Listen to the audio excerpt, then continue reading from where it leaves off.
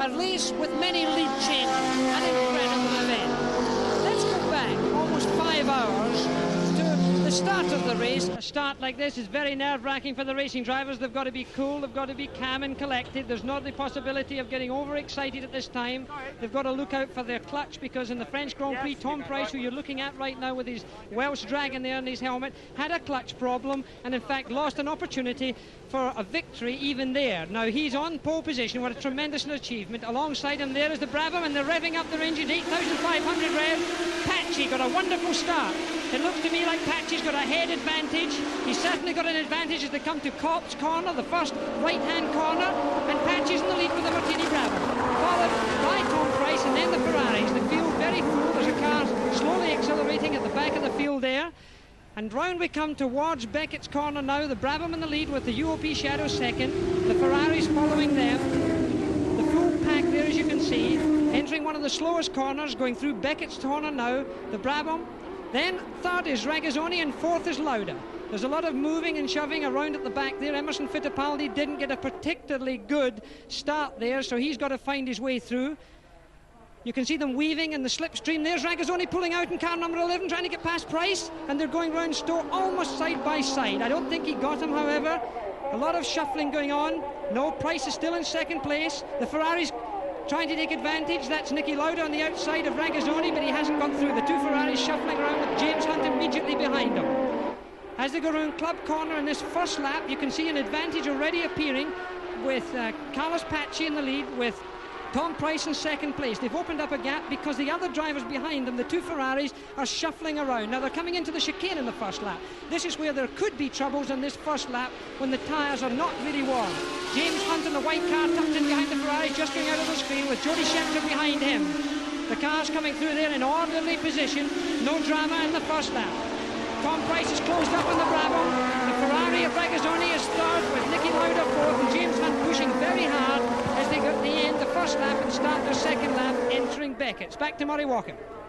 So, and although it may sound contentious, out went the yellow flag, and it was expected at the bridge just before the chicane on the first lap only, and that meant hold your positions in order to avoid any possibility of a catastrophic pile-up in the chicane. And now they're coming down Hanger Straight, this 170-mile-an-hour stretch, well over 10,000 RPM, and it's a Cosworth Ford V8 engined car in the lead, and another one in second place.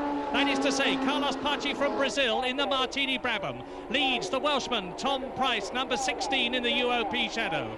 Pace, number 8. Then the two Ferraris, and it's Regazzoni from Switzerland, number 11, followed by Niki Lauda, number 12, in fourth position. Up from Club to Abbey, and James Hunt is moving up. There is James Hunt as he goes round the left-hander at Abbey, down towards Woodcote again, and you'll see them come under the bridge and then into the chicane, and it's Pace from Brazil, number 8 in the Martini Brabham. And he flicks it right. This is a third gear bend, then left again, and it's Regazzoni in third position, Lauda fourth, Jody Scheckter fifth, James Hunt is in sixth position, then it's Emerson Fittipaldi in seventh position, and Mario Andretti in the Vels Parnelli car is in eighth position. Emerson Fittipaldi, the number one car there as you go through Abbey Curve, has displaced James Hunt and has now got his sights set on Jody Scheckter in lap number 10. This is a good start for Emerson Fittipaldi. He obviously didn't do well to begin with, but is certainly making up ground. But look, he's been passed. Price has been passed by Clay Regazzoni. While we were looking at the other two cars, they're in Club Corner now, and Clay Regazzoni is in second place in the Ferrari. Now he's got to head towards the number one position of Carlos Paci. Tom Price, there may be a slight problem in Tom's car because he's slowing down a little bit. But Regazzoni in the number 11 car, then Tom Price, then Niki Lauda's putting pressure through the new chicane in Silverstone on Tom Price, Jody Scheckter. But there you have the second place car, number 11. Number 16 is Price. Number 12 is the Niki Lauda Ferrari, as you see them streaming through there. Niki Lauda, at this time, leading the World Championship in points. A driver of great maturity, probably the most improved driver over the last 18 months. But the lead has stretched by Carlos Paci, probably because of the passing manoeuvre. It's probably a false lead that he has here, and I think you'll see Regazzoni starting to catch up Carlos Paci in the Martini Brabham. 35-year-old Clay Regazzoni in the Ferrari has already won 2 Grand Prix in his career. He used to be famous as a wild man that was involved in a lot of crashes, particularly in his Formula 2 days. But now he's settled down. He has driven for BRM. He's driven for Ferrari before he returned to them after leaving the BRM team. He's 1.2 seconds behind the Brazilian number 8, Carlos Pace, or was at the end of the previous lap, which was lap 10. They are on lap 11 now. Regazzoni using all the torque and the superb handling of that 12-cylinder Ferrari as they come down to the chicane on lap 11. And let's see what the gap is now. As they go into the chicane, it's just 0.3 of a second. Tom Price third. Lauda is closing up on him. Scheckter is fifth. The world champion Emerson Fittipaldi is in 6th position.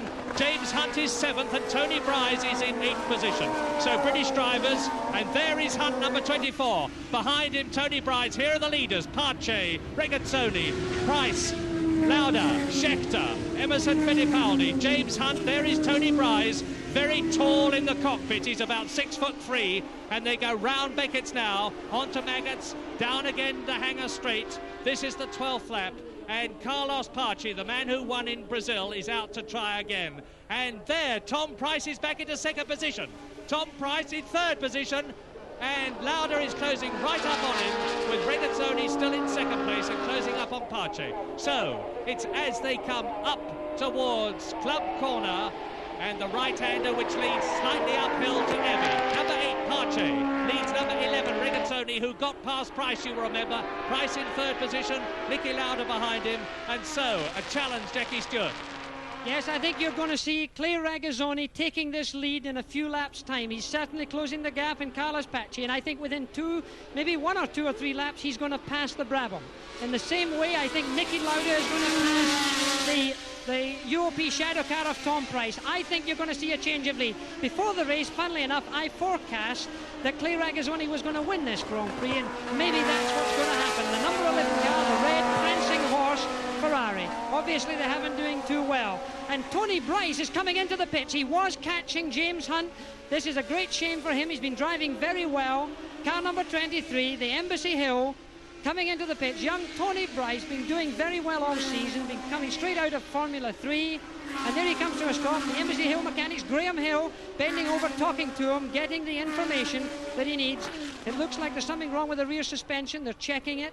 There's obviously an unstable feeling. A racing driver can't take a risk at times like this, because if a wheel were to fall off or a suspension part were to bend in some way, he could have a serious accident. And it's starting to rain. Now, this is tremendously significant, because it means that as the second, and Jody Scheckter is taking Pace. Jody Scheckter is moving up into 3rd position to take Carlos Pace, and we're going to see some tyre changes soon. And he's done it. Jody Scheckter's passed Carlos Pace. He's got through there. Now, the reason for this is that Jody is really going aggressively into a situation of taking advantage of the rain. The rain that's coming on, I can see it on the far side of the circuit, and Regazzoni is in the pits. Regazzoni's in the pits. The leader is in the pits. This must be a dreadful disappointment to him. I don't know what he's doing. They're looking at the back end. There's something not right there. They're looking at the rear aerofoil. They're adjusting something there. There's something being damaged. They're pulling off part of the rear aerofoil. But this is a very costly one. With the wing absolutely bent. And as you can see, Regazzoni has switched the engine off. The wing is bent. It really is torn off here. The Ferrari mechanics wrestling with cutters, rolling the car back.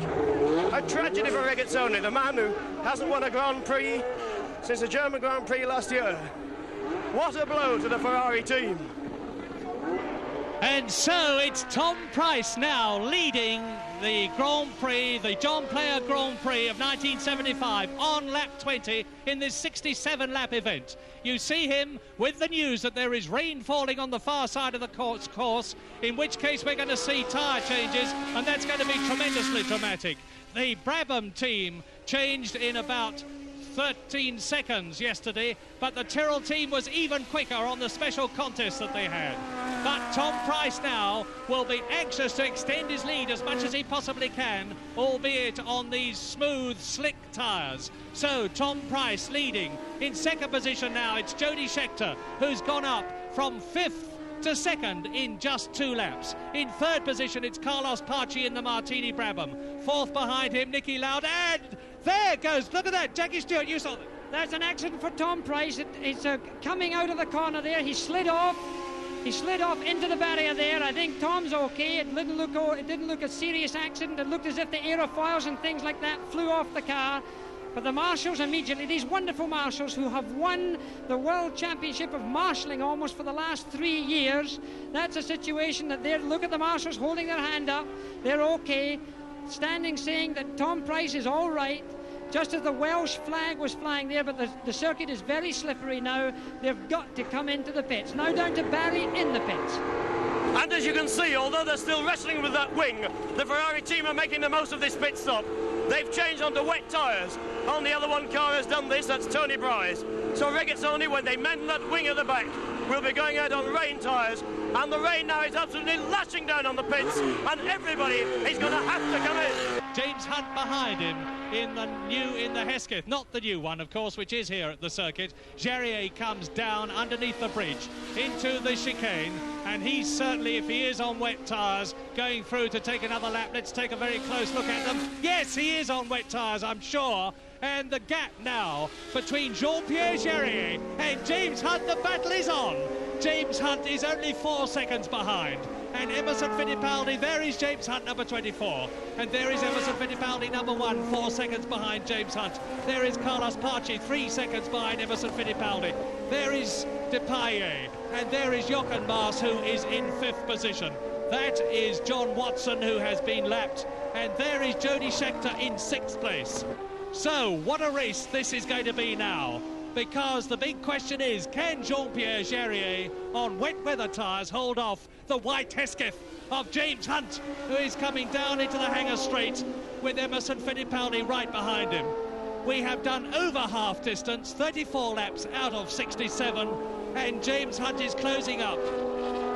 James Hunt's obviously aware that he's closing up very quickly. It's an optical close-up right now. He's right behind the black car. He can see him. The man I think is going to close up on James Hunt's Emerson Fittipaldi. And if I had to gamble again, I would have to say that Emerson Fittipaldi is the man we might be seeing getting the British Grand Prix. But in fact, they've closed right up now. James Hunt really closing up. Jean-Pierre Jarier has to come into the pits, if not on this lap, on the next lap, because his tyre performance is definitely going to go up. And he comes into the pit. And James Hunt is going to take the lead as he comes out of this chicane in the British Grand Prix, the John Players Grand Prix, and the crowd are going wild. Umbrellas in the air, people waving. An enormous cheer from the Woodcock Grandstand. His local boy, our local team, comes out well. The number 24 car, James Hunt, the Lord Hesketh car, without any sponsorship on the car, a very puritanical motor car in white, as he comes round through in the entrance to Beckett's Corner here. And first time on the leaderboard, Vittorio Brambilla, who was so very fast in practice in the March. But there is the battle, 1st, 2nd and 3rd, with about 5 seconds spanning them. In the lead, James Hunt, 24 in the Hesketh. Right behind him, Fittipaldi coming down the fastest part of the course and out of Hunt's slipstream, and he's going to try and take him, and he's going to do so at Stowe. And Emerson Fittipaldi, the world champion in the Texaco Marlboro car, with a magnificent passing manoeuvre, demonstrating skill, experience and an enormous amount of courage, has gone into the lead of the John Player Grand Prix for the first time. Now, unless we have rain, it could well be that it's all over bar the shouting, although there's a lot of racing to be done, because Fittipaldi, having forced his way through in the lead, is 1 second as they come down to Copse Corner, the right-hander, which is a 3rd gear, 120-mile-an-hour bend. And there, that's Stuck. I think that's Hans Stuck, yes. Hans Stuck, who's got caught up in the catch netting. And you can see there is one of the new safety precautions at Silverstone. Rows and rows of wire netting supported by light poles, and they really do have an incredible arresting effect on motor cars. And he is leading on lap 53 by 2 2/10 seconds. Number 1, Emerson Fittipaldi in the Texaco Marlboro car, shaping up to win his 2nd Grand Prix of 1975, having won the 1st Grand Prix of the year in the Argentine. and he is in third position in the World Championship. There is the battle between Hunt and Scheckter. And again, Jody Scheckter will try and come out of the slipstream of James Hunt. Maybe he'll do it a little earlier this lap, but he's done it. He's done it. Jody Scheckter is through into third position. So, and look at the way now, he's already starting to streak away from James Hunt as on lap 53 in, I remind you, this 67-lap race, another 14 laps to go, and they are each 2.9 miles long. Jody Scheckter, who started, of course, on dry tyres, who went on to wet tyres, and who led the race from lap 27 until lap 32, until he had to go in and change his tyres again, and then rejoin the race in sixth position, back into fifth, and then into fourth. And then he's got past James Hunt into third position, and now the only two cars in front of him are those of Emerson Fittipaldi and Carlos Pace. Emerson Fittipaldi is leading Pace by 3 2/10 seconds, and the gap between Carlos Pace, number 8, in second position, and Jody Scheckter, number 3, is 8 seconds. And there is Scheckter coming into Copse with Hunt behind him in fourth place. In fifth position behind James Hunt now, it's Vittorio Brambilla in the march. In sixth position, it is Mark Donoghue. In seventh position, it's Jarrier, who has fought his way back. In eighth position, it's Jochen Maas. And in ninth position, it's Tony Bryce. Emerson Fittipaldi then, down the fastest part of the course, the 170-mile-an-hour hanger straight on lap 54. Now, can Jody Scheckter catch back any of those 8 seconds from Pace in front of him? Jackie? The only way that he's going to catch that time back is if we have more rain. I see rain at the far end of the circuit now, and that's where it arrived from the last time. Emerson Fittipaldi is obviously looking at the weather conditions as well. He's trying to get the biggest cushion he can get. He doesn't drive as quickly, I don't think, in these changing conditions as, for instance, Jody Scheckter might drive, because Jody, the car you're looking at now, number 3, the blue Elf Tyrrell Ford, in fact, he's a very aggressive driver. Now, I see that rain coming up from Beckett's corner, and the place you're liable to see rain arriving from is Beckett's and Stowe. This is the other side of the circuit you're looking at, the new chicane where Jody Scheckter's going through there. He's sliding through. He's 7 seconds behind Carlos Pace. He's closed up over a second on that lap. He's obviously fighting his way through, this young driver who's done so well from South Africa for Ken Tyrrell, the man who took my position in the Tyrrell team. You can see the umbrellas are up. You can see them there. The spectators, look at the umbrellas. They're going up very quickly. Emerson Fittipaldi, well, he must be really shaking at this time because he knows that he doesn't have much of a cushion. This, to a racing driver, is a psychological aspect. It's very important. And look at the spray. There was some spray on the tyres down going into Stowe. It's raining at Stowe. Look at the tyres glistening. And look at the clouds and look at the wind. The wind is blowing in the direction from where the clouds are. Lord Hesketh walking across there, preparing his mechanics to come in for a wheel change. Lord Hesketh masterminding this with Bubbles Horsley, the team manager. It sounds like something out of a Biggles book, but there they are. And Emerson Fittipaldi's back onto the dry part of the circuit now. This 3-odd-mile circuit round, and there's somebody having a problem. A car's going into the catch fence right in front of the pits there. We can see it. Nobody's injured. It's Jean-Pierre Jarry climbing out of the car, number 17. He's perfectly all right. It's the changing weather conditions that's done it. Look at how efficient the marshals are. These marshals that have won all of those championships from the GPDA over the last 3 years. Jarry getting out the car, stumbling out the car. He doesn't look as if he's very steady. He's had a knock on the head, probably from one of the poles, but it would have been a lot worse had he, in fact, hit something more solid. Jean-Pierre Jarry, but there you have the leader, Emerson Fittipaldi. He's lifting up his visor. He's having his visor steam up. He's having difficulty in visibility. My goodness, what are they going to do? Are they going to come in for a quick wheel change? Emerson's going very cautiously and very slowly round the corner. Right now, you can see how carefully he's going. He's still in the lead. Look at him lifting his visor. You see him putting up his right hand to lift his visor. It's steaming up. Visibility, of course, is enormously important for a racing driver. And in these changing conditions, not only has he had to have visibility, as you can see him now. Look at him lift his hand up there. He's going in. He's got to worry about the aquaplaning. If there's a deep pool of water there, these slick tyres that they run only on the dry cannot accommodate that. And look at the spray. Visibility is almost impossible. If you're behind a car, You cannot see more than 20 metres or 20 yards in front of you. You're just following the tyre marks on the road. We're above the cars. We're getting the opportunity of looking down through the spray, but the drivers at the same trajectory are having a lot of trouble. There are many cars coming into the pits. There's cars sliding all over the road. This is a situation which is very critical, with only a matter of 11 laps to go. And Fittipaldi, is he coming into the pits? He is coming into the pits. Emerson Fittipaldi, the leader, is coming into the pits. He's on the pit lane, and look, we've had an accident, a multi-car accident, and James Hunt has spun and crashed into the other cars. He's crashed into the car number 19, who of course is Morgan. There's a few. Jody's in there. Jody's crashed as well. He's come out of it. Jody's walking out of it, Morgan's out of it, everybody's out of it. You can see the BRSCC marshals there, that everybody's on the business there. And there's another car, Wilson Fittipaldi. This is aquaplaning, this is the problem. Fittipaldi's in the pits, remember. The leader, Emerson Fittipaldi's gone into the pits. The pits look like Piccadilly Circus. Emerson Fittipaldi is leaving the pits. Wheel spin as he goes out on dry tyres. Now he, therefore, is in a very strong position. Carlos Paci we don't know about. They're trying to... There's many problems there. You can see the troubles in there. There's another car stopped. That's Watson stopped. Number 2 car of Mass stops as well, goes into the chain link fencing. This is a problem for racing drivers. They just can't handle this heavy rain. There's the car number 28, the First National City Bank car of Mark Donoghue. He's okay. He's getting out of the car. They've got seat belts and everything else.